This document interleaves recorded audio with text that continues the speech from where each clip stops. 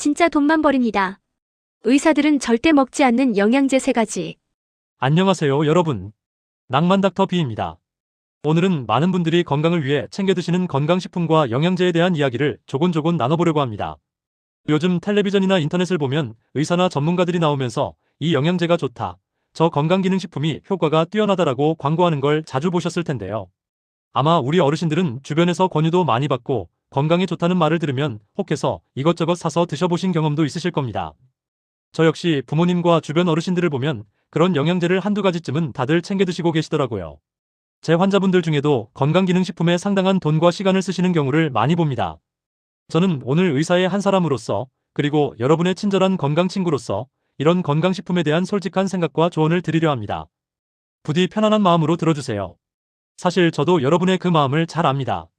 나이가 들수록 여기저기 아프고 기운도 예전 같지 않으니 뭔가 하나라도 더 챙겨 먹으면 도움이 될까 싶어서 영양제를 찾게 되죠.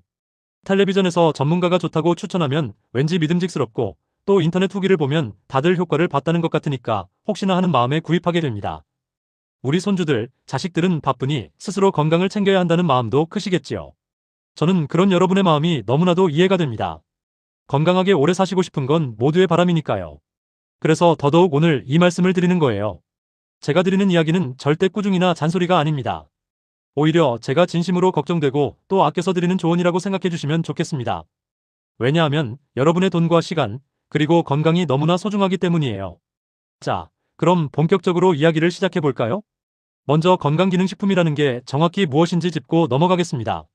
말이 조금 어렵지만 쉽게 말씀드리면 영양제나 건강보조식품이라고 부르는 것들이 다 여기에 속합니다. 비타민, 홍삼, 오메가3, 프로바이오틱스, 글루코사민 같은 관절 영양제들, 이런 것들이 다 건강기능식품이지요. 병원에서 처방하는 약과는 달리 의약품이 아니라 식품으로 분류됩니다. 그래서 약국뿐만 아니라 마트나 인터넷으로도 쉽게 살 수 있고요. 그런데 여러분, 이 점이 정말 중요합니다. 건강기능식품은 말 그대로 기능이 있는 식품일 뿐이지 병을 치료하는 약이 아니다라는 사실이에요. 우리나라 식약처에서도 건강기능식품에는 이 제품은 질병의 예방이나 치료를 위한 의약품이 아닙니다라는 문구를 표시하도록 하고 있습니다. 광고에서 마치 만병통치약처럼 이야기하더라도 실제로는 그 정도의 효과를 보장하지 못한다는 뜻이지요. 그러니 어떤 영양제를 드실 때는 이건 보조식품일 뿐이다라고 한번 마음속으로 짚고 넘어가는 게 필요합니다. 그럼 왜 이렇게 건강식품 광고가 넘쳐날까요? 솔직히 말씀드리면 그만큼 시장이 크고 이윤이 많기 때문입니다.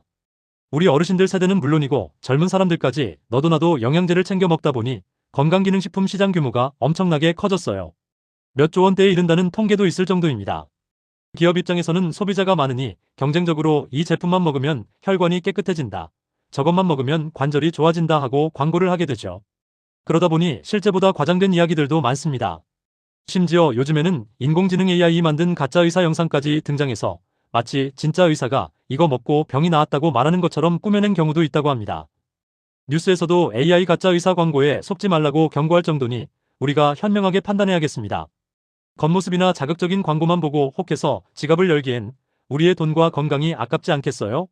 그렇다면 건강식품들이 전혀 효과가 없느냐, 다 거짓말이냐 하면 그것도 아닙니다. 일부 영양제는 분명히 도움이 되는 경우가 있습니다.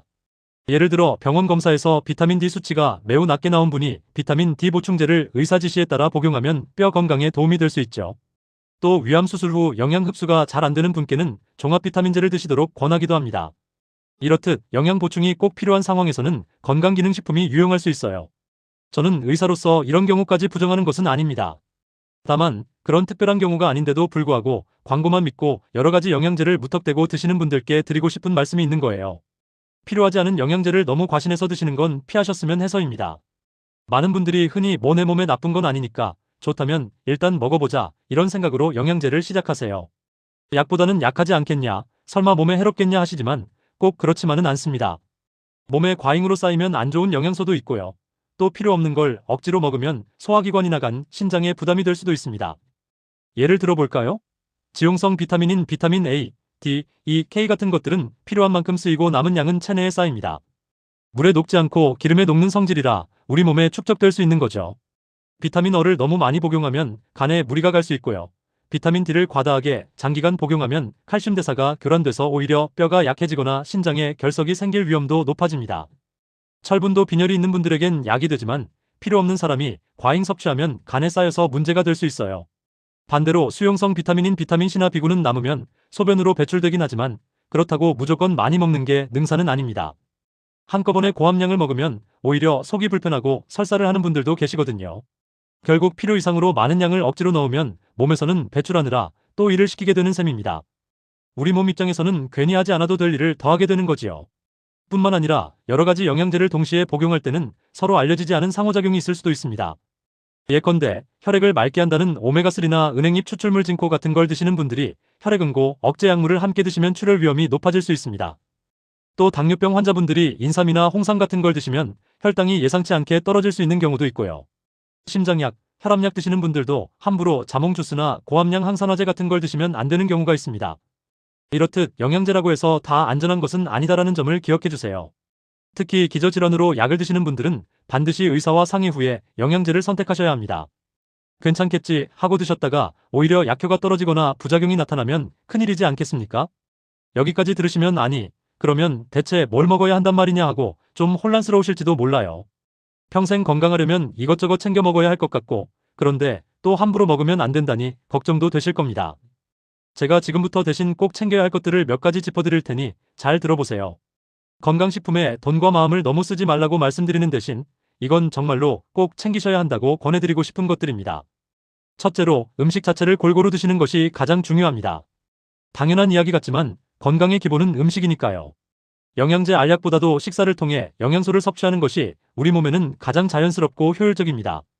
가능하다면 매 끼니 채소와 단백질, 좋은 지방이 균형 잡힌 식단을 드시는 게 좋아요. 예를 들면 녹황색 채소나 해조류에서 비타민과 미네랄을 얻고 생선이나 두부, 살코기 등에서 단백질을 충분히 섭취하시고 견과류나 등 푸른 생선으로 좋은 지방도 보충해주는 식이지요. 이렇게 드시면 따로 비타민제나 오메가3를 먹지 않아도 자연스럽게 필요한 영양소를 얻을 수 있습니다. 혹시 치아가 불편하시거나 소화가 잘 안 되시는 분들은 조리법을 달리해서 부드럽게 드시거나 양을 조금씩 자주 드시는 방법도 좋습니다. 중요한 건 알약보다 음식이 먼저라는 점이에요. 음식은 그 자체로 수분과 섬유질도 있고 다른 영양소들과 함께 복합적으로 작용하기 때문에 영양제가 따라갈 수 없는 이점이 있습니다. 옛말에 음식으로 고치지 못하는 병은 약으로도 못 고친다는 말이 있지 않습니까? 그만큼 평소에 무엇을 드시느냐가 중요하다는 뜻이겠지요. 둘째로 규칙적인 생활습관과 운동을 꼭 챙기시기 바랍니다. 제가 감히 말씀드리자면 어떤 영양제도 운동의 효과를 대신하지는 못합니다. 움직이지 않고 누워서 알약만 먹는다고 건강이 지켜지진 않는다는 뜻이지요. 어렵게 생각하지 마시고 가벼운 운동부터 시작해보세요. 하루 30분 정도 걷기 운동을 해보시는 건 어떨까요? 빠르게 걷기가 힘드신 분들은 천천히라도 매일 꾸준히 걸으시는 게 중요합니다. 집안에서 제자리 걸음을 하셔도 좋고 날 좋은 날은 공원을 산책하셔도 좋습니다. 관절이 걱정되시면 의자에 앉아서 다리를 들었다 내렸다 하는 간단한 동작부터 시작해보세요. 스트레칭도 아주 좋습니다. 아침에 일어나서 혹은 저녁에 주무시기 전에 몸을 쭉쭉 펴고 근육과 관절을 부드럽게 풀어주는 습관을 들이시면 피로도 풀리고 혈액순환에도 도움이 돼요. 이렇게 몸을 움직여주면요. 소화도 잘 되고 식욕도 올라가고 잠도 잘 오게 됩니다. 결국 운동이 자연스럽게 다른 건강 요소들을 개선시켜주는 거죠.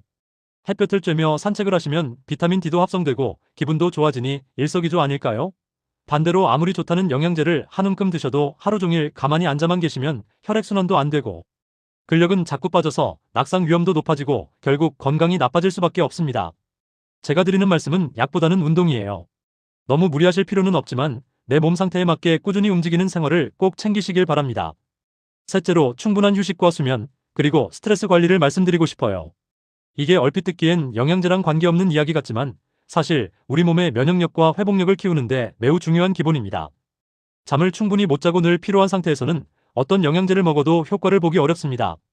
반대로 푹 쉬고 나면 감기도 저절로 낫고 기운이 나는 경험 한 번쯤 해보셨지요? 그만큼 우리 몸은 스스로 회복하는 힘이 있는데 그걸 도와주는 게 바로 휴식과 수면입니다. 밤에 숙면을 취하려면 너무 늦게 주무시지 않고 주무시기 전에는 스마트폰 같은 밝은 화면은 피해주시는 게 좋아요. 주무시기 12시간 전에 따뜻한 차 한 잔을 마시거나 조용한 음악을 들으며 마음을 편안하게 가라앉혀 보세요. 또 스트레스 관리도 중요합니다. 마음이 항상 불안하고 우울하면 면역 체계도 약해지고 염증 수치도 올라간다는 연구 결과들이 많습니다. 너무 걱정거리를 혼자 끌어안고 계시기보다는 가족이나 친구들과 대화도 좀 하시고 취미 생활로 마음의 여유를 찾으시는 게 건강에 좋습니다. 어떤 분들은 교회나 절에 다니시면서 신앙으로 마음의 안정을 얻기도 하고요. 또 손주들 사진 보면서 웃다 보면 스트레스가 확 날아가기도 하잖아요. 이렇게 마음의 건강을 챙기는 것이 결국 몸의 건강에도 이어지는 법입니다. 이런 부분들은 영양제나 건강식품으로는 얻을 수 없는 소중한 건강 자산이에요. 제가 이렇게 음식, 운동, 휴식 세 가지를 강조드린 이유는 사실 건강의 기본은 매우 단순하기 때문입니다. 누구나 알고는 있지만 지키기 어려운 것들이죠. 그리고 아이러니하게도 많은 분들이 그 기본을 지키지 않은 채로 뭔가 특별한 보조제만 찾으려고 하십니다. 이 약만 먹으면 젊어질 수 있다. 이 음식만 챙겨 먹으면 병원 갈 일 없다. 이런 얘기들은 솔직히 너무 달콤한 꿈이지 현실이 아닙니다. 건강에는 왕도가 없다는 말이 괜히 있는 게 아니에요. 조금 성의 없게 들리실지 몰라도 물 많이 드시고 골고루 드시고 적당히 움직이시고 제때 주무시는 것, 이 네 가지를 따라갈 영양제가 없습니다. 제가 장담하건대 어떤 기적의 영양제도 좋은 생활습관만큼의 효과를 내지 못합니다. 그렇다고 해서 영양제가 전혀 쓸모없다는 뜻은 아니지만 우선순위를 잘 생각해 보시라는 말씀을 드리고 싶어요. 제한된 시간과 예산 속에서 가장 나에게 이로운 곳에 투자하셔야죠. 매달 영양제 사드시느라 돈을 아끼시면서 정작 식사나 생활은 부실하게 하신다면 그건 순서가 바뀐 겁니다. 건강식품을 똑똑하게 사용하는 방법도 함께 말씀드릴게요. 제가 아까 건강기능식품을 다 부정하는 게 아니라고 했죠? 맞습니다. 필요한 경우에는 도움을 받을 수 있도록 현명하게 활용하시면 됩니다. 우선 병원에서 정기검진을 꼭 받으세요. 피검사나 진료를 통해 내 몸에 부족한 영양소나 필요한 보충제가 뭔지 의사와 상담하실 수 있습니다. 예를 들어 골다공증 위험이 있는 분이라면 칼슘과 비타민 D가 필요할 수도 있고 위나 장 흡수 기능이 떨어진 분이라면 특정 비타민이나 미네랄을 보충해야 할 수도 있습니다. 그런 경우에는 의사가 권하는 제품과 용량으로 드시면 됩니다. 반대로 특별히 부족한 것도 없고 크게 문제가 없다는데 남들이 좋다니까 막연히 이것저것 드시는 건 피하자는 거예요. 나에게 딱 맞는 영양제만 선별해서 드시면 지갑도 덜 얇아지고 몸에도 불필요한 부담을 안 주게 되겠지요. 그리고 제품을 고르실 때도 주의가 필요합니다. 시중에 정말 수많은 건강식품이 있지만 정부 인증예를 들면 건강기능식품 마크를 받은 제품인지 꼭 확인하세요. 같은 비타민이라도 너무 고함량이면 오히려 부담이 될 수 있으니까 권장량 범위 내에 적절한 제품을 고르시는 게 좋습니다. 이러한 것들은 전문가와 상의하시면 더욱 좋겠지요. 마지막으로 제가 정말 당부드리고 싶은 말씀이 있습니다.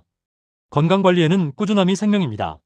어떤 분들은 초기에는 의욕적으로 식사도 관리하고 운동도 하시다가 금세 지치셔서 역시 특별한 보조제가 필요해하고 찾아보시곤 해요. 하지만 제 경험상 그리고 많은 의학 연구 결과들을 보더라도 지속적인 생활습관 관리가 가져오는 효과는 서서히 그러나 확실하게 나타나고 그 지속력도 깜짝 영양제가 주는 일시적 효과보다 훨씬 깁니다.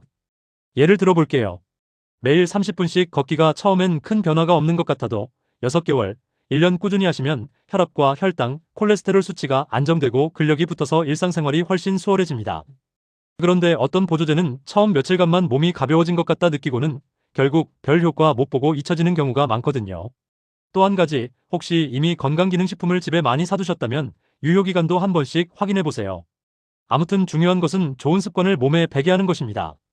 그러면 어느 순간, 내가 예전보다 덜 아프네, 덜 피곤하네 하고 느끼실 거예요. 저는 환자분들이 그런 변화를 체감할 때 가장 보람을 느낍니다. 오늘 드린 말씀을 정리해 볼까요? 건강식품에 대한 맹신을 조금 내려놓고 대신 기본적인 생활습관에 충실하자는 것이 제 핵심 메시지입니다.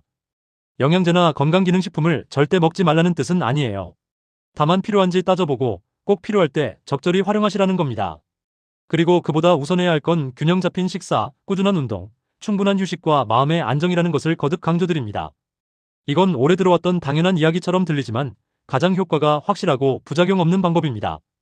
저는 우리 어르신들이 비싼 건강식품에 의지하기보다는 하루하루 작은 습관들로 건강을 쌓아가는 현명함을 가지셨으면 좋겠어요.